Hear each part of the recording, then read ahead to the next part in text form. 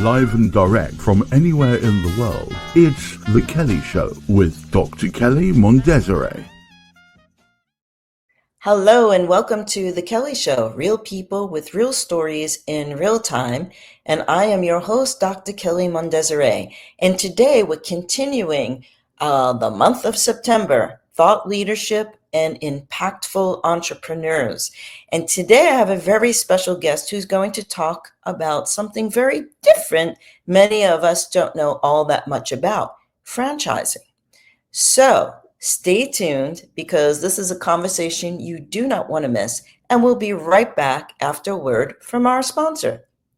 This portion of The Kelley Show is being brought to you by White Wolf Advisory Services. We are the bridge between nations, creating growth, commerce and collaboration between cultures. Contact us today for more information. And welcome back to The Kelley Show, real people with real stories in real time.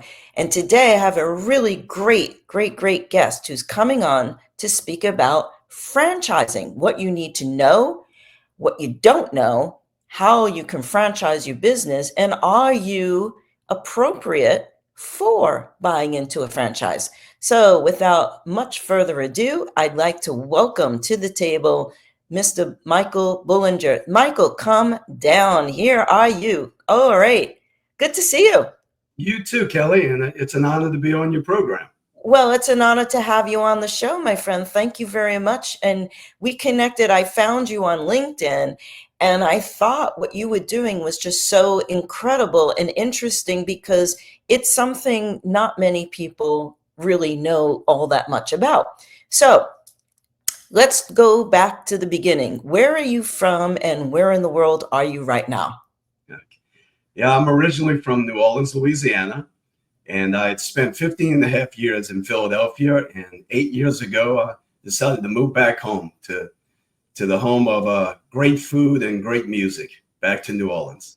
The Big Easy and NOLA. Well, you can't have a bad meal in New Orleans. If you do, I don't know where you were.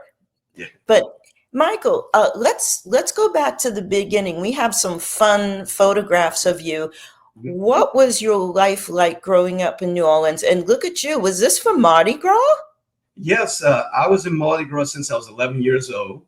Wow. My grandparents owned a local restaurant and bar, and they called them the marching clubs. When I was a kid, they were 200 strong. We dressed like that, and we would hit every bar. Now, of course, as a child, they wouldn't let us drink any beer.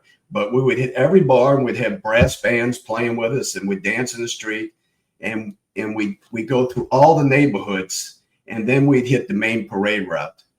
So everybody you knew as a kid was out there. You'd have little old ladies with curlers in their hair, and you give them a flower off your cane, and they'd shed a tear, and it really spark a good feeling within you. And so I did that since I was 11 years old. Wow. Do you still get dressed up and march in the parade? Yes, I joined another organization about 3 years ago. Pete Fountain, a world-renowned clarinet player, he passed away, but his organization continues. So I've been parading with those guys. This will be my 4th year with them. And it's just something that's instilled in our blood. I'm a pretty reserved type of person, but on Mardi Gras Day, I like to dance and spread joy and give out trinkets and flowers and just just really connect with the people. Wow. I never met anyone that actually was part of the parade. I've been to New Orleans, quite a number of times, and I've done Mardi Gras in other cities, but never knew anyone from New Orleans who participated in the parade. So hot dog, I learned something today. How about those apples? Wow. So talk to me, tell me a little bit about your upbringing. I know you're quite the musician, and tell us, wow, look at you, a sax player also. So now when you march, do you also play the sax now? No, my old music teacher used to play for us. He passed away. I didn't learn to play saxophone until I was 33. Wow. And I used to do children's hospital benefits with bands, and I connected with this gentleman. It was our first band that donated his time and played for us. And he told me, You want to learn to play saxophone, be at my house every Tuesday at 7 o'clock. Don't be late. And he only charged me $5 a lesson. Wow. And Wow. he played with the greats. He played with Bo Diddley and Joe Simon and Wilson Pickett and all those guys. So I learned from him. Yeah. Wow. Wow. That's amazing. That's a pedigree. Gosh. Okay. So let's talk business, I guess. So tell me, enlighten the viewers what your professional path was and how you eventually got into the world of franchising, and more importantly, what sparked your interest in franchising. And this is a very cool story. Michael has told me this story, and he's going to share this journey with all of us today. So take the stage, Michael. Well, believe it or not, I started my career in the psychiatric arena. I actually at one point was a program director running a psychiatric facility. And at that particular point, there was no monies within the psychiatric arena. So you would take a schizophrenic in, and you'd have to keep 21 days, and you'd only get paid 10 days. And then they would send them back 3 weeks later with no benefits, and you have to keep them 21 more days. So I went from that, and when the psychiatric units were closing down, to actually selling antipsychotic medication. Did that for many, many years. So with my background, having a psychology degree, a marketing degree, and an MBA, I transitioned very well into that. And I moved up north. I got married. I moved in outside the Philadelphia area and transitioned into the corporate world, into the commercial mortgage-backed securities market. I called on the largest law firms up and down the East Coast. And in 2009, when the entire housing market just collapsed, my job was eliminated. So I'm sitting there going, what can I do? Do I get back into the corporate world, or do I do something on my own? Do I come back home? We decided that I would stay up there, and I actually purchased a franchise. It was a fitness and nutrition franchise. I had done very well with it. However, as I learned through that, you have to have the support system there. And when the franchise did not have the support system, the group that was doing all that type of support had separated from them, they really couldn't prosper. So I ended up taking over the entire franchise. Wow. And I was actually going to refranchise it. Now they had 10 units up and running. They had several sold that never got up and running. And I was the only one that survived. And not only survived, but I thrived. So lo and behold, though, everything in life, they kind of throw you a curveball in life. So my wife's career really took off, traveled all over the world, and decided that was her life, didn't want to be married. So I had to figure out what I was going to do.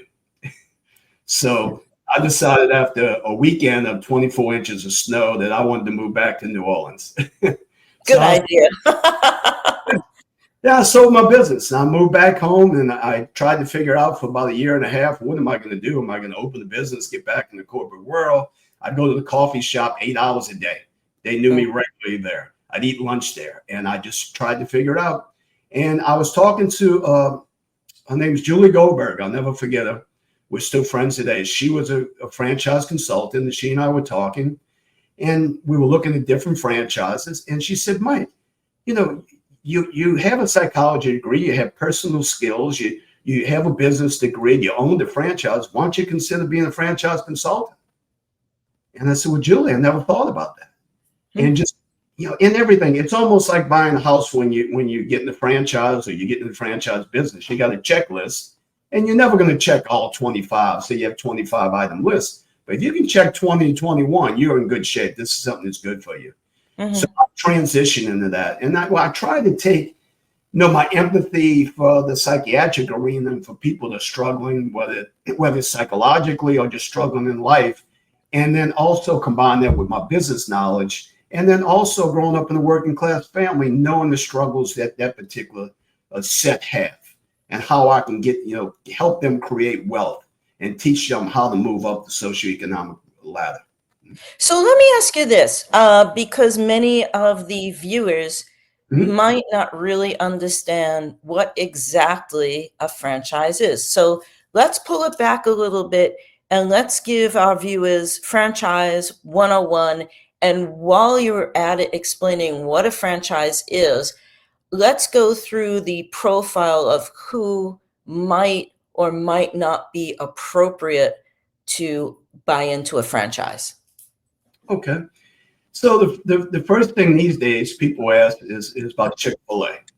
I want to get Chick-fil-A. Well, Chick-fil-A is not a franchise. They don't understand. It's a business partnership. So with Chick-fil-A, what you're doing is you're partnering with them. You basically are a general manager with sharing profits. And they're very, very selective when they come in. So when you explain the whole process, it's a little bit more involved than when I say, but because of the shortness of the program, we won't go into analysis of Chick-fil-A.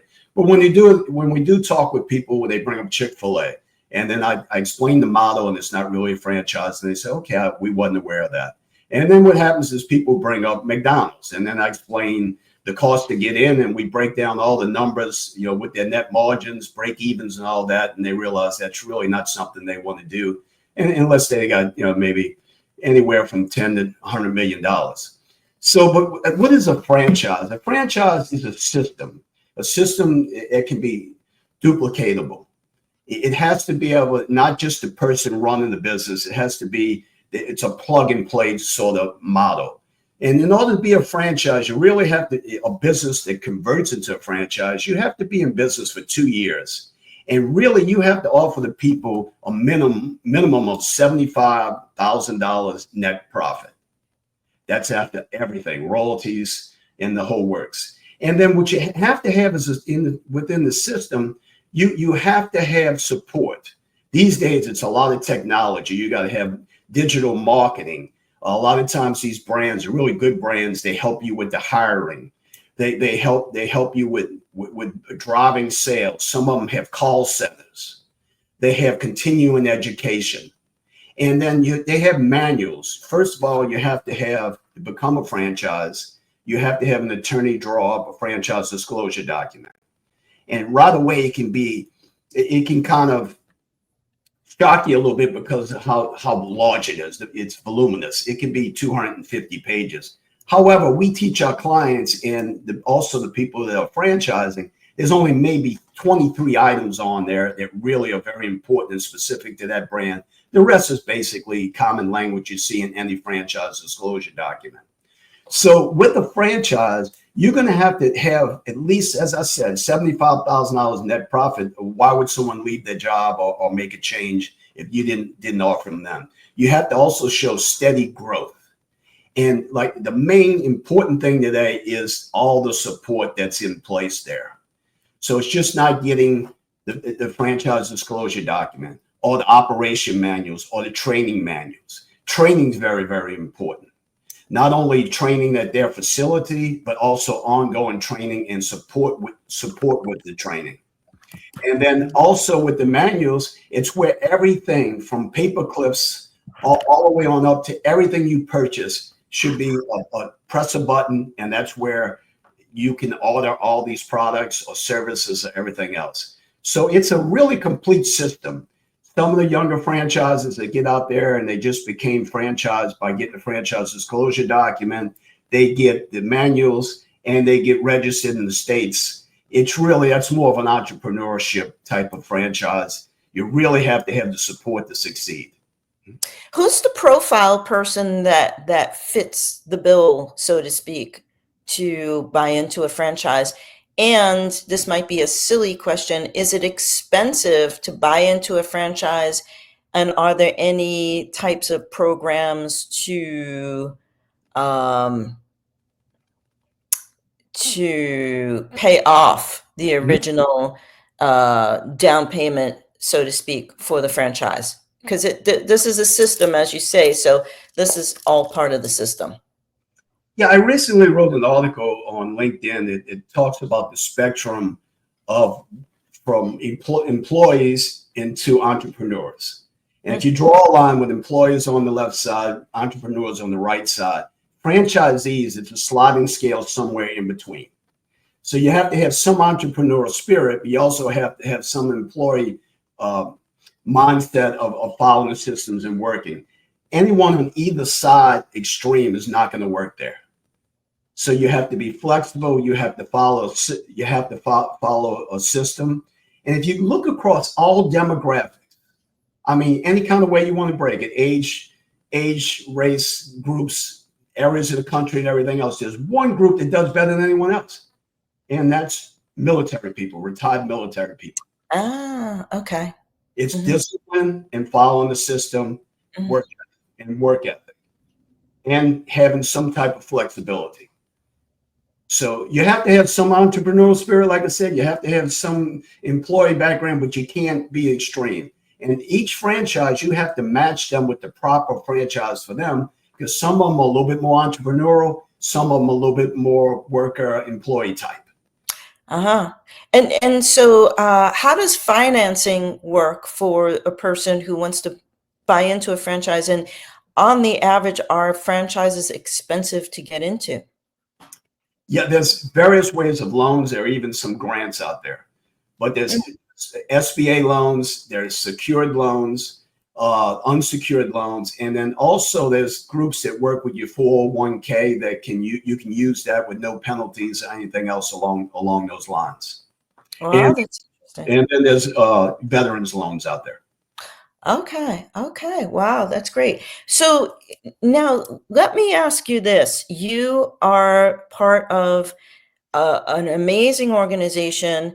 And what is your role? If you could explain the organization, what is your role within that organization? And how do you help and assist other consultants like yourself and people who are curious and want more information about franchising? Please. Yeah, with the National Franchise Association, I'm the president. Now, I'm a humble person, so I just kind of monitor everybody and everything. The great thing is I'm just networking with people out these days, Dr. Kelley. And I'm not going in with any sales agenda. I'm not going in there with any type of plan other than get to know the people. And you'd be amazed, all of a sudden, other avenues and people are joining my team. And we offering so many things out there. So, that's what we're doing, but we're really trying to make a difference in the industry. Typically in the industry, the generic term is brokers. They work with somebody once or twice. They really don't get to know them, and they send them on to the brands. And so they're not properly vetted. And what happens is the brand managers, if it's a young, aggressive brand manager, that person will go ahead and push them into something to make the sale, and they mismatch. Also wrote an article on the major reason for failure for franchisees is mismatching into the wrong brand. So what we do is we don't do a lot of groups will just do a psychological assessment because they want to put them in the box. They want to understand them. No, you really have to understand that person.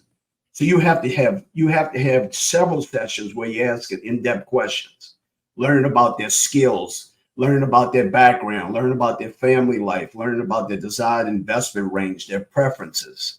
What's going to make them happy when they get up in the morning? Or do they have a significant other or business partner involved in the decision-making process or in the business itself? And what type of model? You get various models, the owner-operator model, the managerial model, the CEO model, semi-absentee, and very minimum or the absentee franchises. So the key thing is we're trying to do is really get to know your clients and really get to know everything about them, and then go in there and match them up. And as I tell my clients, look, we're going to go through a couple of brands initially. This might be an exercise in me really refining this search pattern. So it has to be active participation. When we go through it, tell me your likes and dislikes. And we go from there.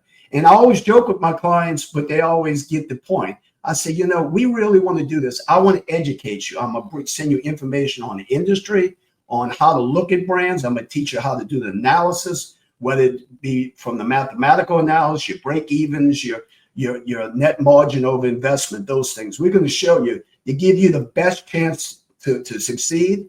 And then also you making the best decision based upon all the information. So I always tell them, I say, a year from now, the last thing I want is you to call me up and call me names that aren't on my birth certificate. Yeah. I have a question for you. Let's just play along with me. Let's say I have a dog cookie shop, Kelley's Cookies. Mhm. Okay. And my specialty is I create these bespoke, wonderful, beautiful doggy cookies. And I created the molds, and, I've got cookies for every day of the week for dogs. All right. Because we're both dog lovers. Now, I think, oh, wouldn't it be nice if I could create 500 Kelley's cookies all over the United States? I come to you and I say, Michael, I think I want to franchise Kelley's Cookies. Here's what Kelley's Cookies does. Here are my numbers. What would this look like? Can I franchise it? What does that scenario look like when a business owner comes to you and says, I've got a successful, small shop, say in Savannah or New Orleans, wherever it is. I'd like to, make it into the next, say, why not say McDonald's or Starbucks?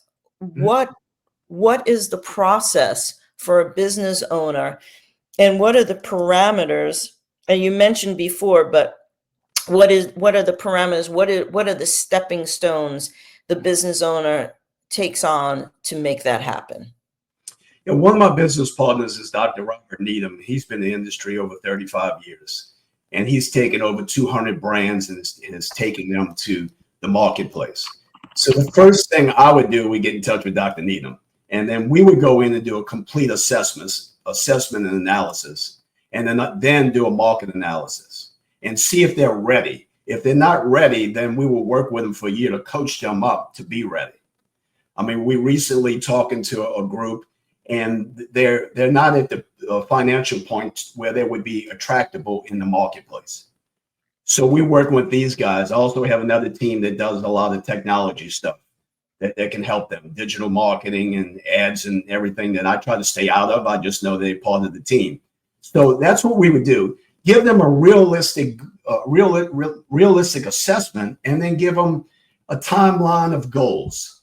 Mm-hmm. To make it attractive, because we don't want you to fail. There's 4,000 brands out there, and almost 3,000 haven't sold 10 units yet. Wow. That's crazy. So let me ask you this. If I know someone, it's not a franchise, but I know someone who many years ago, when Snapple first came out, he got out of high school, knew he wasn't college material. He borrowed a couple of $1,000s at the time for a Snapple route. Mm-hmm. And by the time he wasn't even 22 years old. He had, his vans were all over. He had all these routes. He was making more money at say 22 years old than most people see in their lives. So what advice would you have, say, for a person who doesn't have a college education? They want to have a business. They're willing to work very hard, but they don't have, say, a business background or know too much about running a business. Would that particular person, and they're not military, so would that particular person be befitting the profile, per se, of a franchise? And does your organization charge folks out there who have an interest in franchising, apart from your consulting business? You see, that's the good thing. That's the good thing about franchises, is the fact that you have to look at the training. They're going to train you to be able to duplicate their model and work the system and be successful. That's when we're doing a complete analysis of the brand prior to the person investing in the brand. But Kelley, what we teach is exactly what your person of the example did. We teach wealth creation, meaning let's look at where you are financially. Let's try to get a brand that's way under what your net worth is, or what you can borrow. And let's take that brand and let's make sure that this brand on average breaks even between 10 and 16 months. And as it's breaking even, we teach our clients to reinvest in that brand for tax purposes. And also, depending on the brand, you can get more territory, you can get more equipment, you can get more people. It just depends on how you want to grow it. And after you do that 2 years, we talk our clients into, okay, Let's make the first brand pay for the second one. Let's get another brand that's servicing the same general population. And you are having different services. You build that up after 2.5 years. Meanwhile, your typical coffee shop food franchise minimum takes 4.5 years to break even. This way, you build an economical foundation. Now, a lot of these things aren't glamorous, but they're making money. And it's giving you the great chance to create wealth through franchising. That's the thing that a lot of people do, especially when that's why I'm working with the Latino Franchise Association. I'm working with the Brazil American Council, educating the population on, hey, you don't pull all your family's money into something where the risk is 10 and your risk tolerance is 5 and your finances is 3. We teach them how to build that foundation. Then if you want to go get that food franchise, you already have 2 businesses are running and you got an economical foundation, and you're not going to stretch your finances so thin where you're going to have to close shop because you don't become cash positive for 8 months. You don't break even for 5 to 7 years. Wow, thank you for that. I'm getting quite the education today, and I'm sure our viewers are doing the same right now, and maybe some of them are thinking about either franchising their businesses or exploring the world of being a franchise owner. So we are going to continue our conversation with Michael and the world of franchising after a word from our sponsor. So we'll be right back. This portion of the Kelley Show is being brought to you by White Wolf Advisory Services. We are the bridge between nations, creating growth, commerce, and collaboration between cultures. Contact us today for more information. Welcome back to the Kelley Show as we continue our conversation with Michael Bullinger, and he's telling us all about franchising today. So Michael, this has been an incredible education, not only for me, but for our viewers. So thank you for that. But okay, you've been in NOLA now, and you've got this great organization. You're helping so many people. You're on your way to Orlando. I know you told me this summer. Good luck with that one, because that's a hot month to be in Orlando, Florida. But what's next for you? What's next for you? Oh, okay. In your future, I see a very, very happy outfit going on there. You got to tell me what that's about. And you've got a great doggy. So what's next for Michael going down the road? I discovered something that I just should have known, Dr. Kelley, is networking. I've been networking on LinkedIn and just really getting to know people. And I actually invested in a networking franchise here in New Orleans to connect people together. And lo and behold, things are just opening up for me.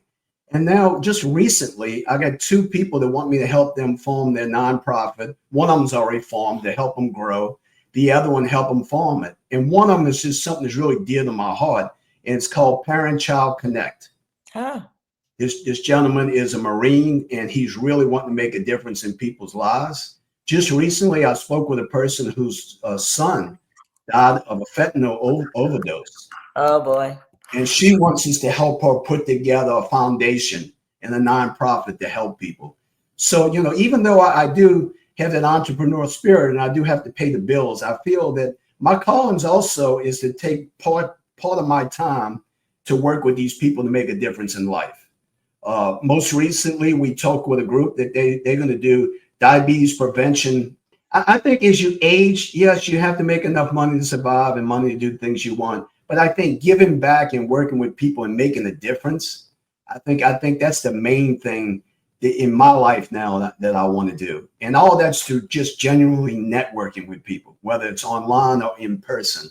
And I wish I would have done this a long time ago, but I think that the future's bright, because when you really have empathy for people and you generally want to help them, then everything opens up and you have no expectations of any return back for your help. I think that, and when you do that, I think it all comes back tenfold to you without even expecting it or knowing it's coming. Yeah. All right. Well, from those 2 photos, looks like you're doing pretty well in your social life. You've got a great dog there, and looks like you've got your Mardi Gras outfit on and ready to rock and roll. So we have a tradition here on the Kelley Show. If you could name one person, place, thing, or experience that you're thankful or grateful for, who or what would it be? Do tell. Well, the bizarre thing, someone asked me, what person in my life was most instrumental, and I gave them someone that wasn't real. I gave him Jean Valjean from Les Miserables. His values and morals just affected me when I saw Les Miserables on Broadway in 2002. But I think it's the shaping of me through the community. My grandparents had a restaurant and bar. A lot of the old World War II generation people came there on a regular basis. And when I got a little older, when I was starting to feel my oats and I was getting in a little bit of trouble here and there, and they pull you on the side, and they always use the term, and they said, boy, you better check yourself. And we knew what that meant. And they gave us all good advice, but they also kind of raised us. They told us what was right or wrong. They told us what the work ethic you have to have in our society to get ahead. And they didn't let you get too far out of the realm where you would hurt yourself in the long term or hurt anyone else. They really kept you going straight. And these guys helped me go through Baylor University. I had one gentleman told me, hey, look, you're too smart to be out here in these nightclubs and stuff with us. Go to graduate school. Even though I like you out here with us and having fun, but the best thing for you to do is go to graduate school. And that's what I did. So I think I had these mentors. It was just a neighborhood of people that helped me move ahead. And now I want to give back. I want to mentor people that are willing to be mentored. Some people can't be mentored. But if I can give back, that's what I like to do. Good for you. God bless. That's really great. That's beautiful. I wish more people had your thinking, for sure. So, Michael, I want to thank you so much for being on the Kelley Show today and sharing, and most importantly, for responding to my message to you on LinkedIn after I said, geez, I find you really interesting what you're doing. Would you like to come on to the show and tell your story and teach people about thought leadership and impactful entrepreneurship? And I know you've done that for many people today watching the show. So folks, if you would like to reach out to Michael with any questions you might have about franchising, whether you want to buy into a franchise, is it good for you? You have a business, you're curious about franchising a business, anything at all. Maybe if he'll do a gig playing his sax, or any contributions of self, time, or funds for his choice of foundations and charities and causes, do reach out to Michael. We have his contact information up here. Do reach out to him, call, text. If you'd like to schedule an appointment, he has his Calendly information up here. So do reach out. He's a great guy. He will get back to you because he got back to me and he didn't know me from Adam. So Michael, I want to thank you once again for being on the show. And the next time I'm down in the Big Easy, I'll give you a call ahead of time. And if you find yourself in Savannah, let me know. We'll meet up and we'll shake each other's hands and have some good talk. So thanks once again, and I'll speak with you in the near future. Yes?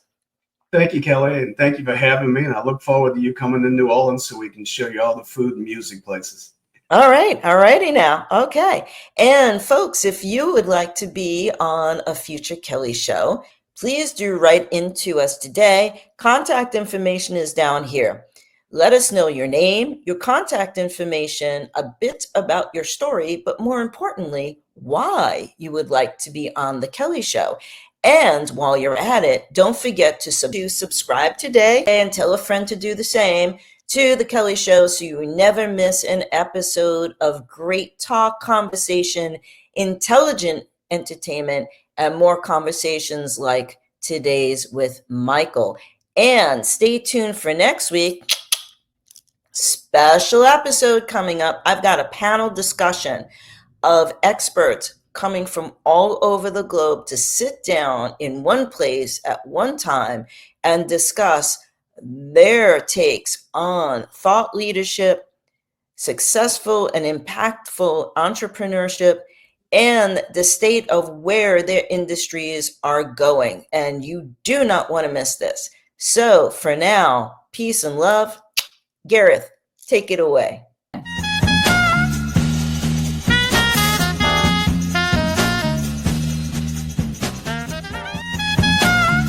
If you would like to be a guest on The Kelley Show, send us an email with your contact information, where in the world you are, and a brief description of the story you'd like to share today.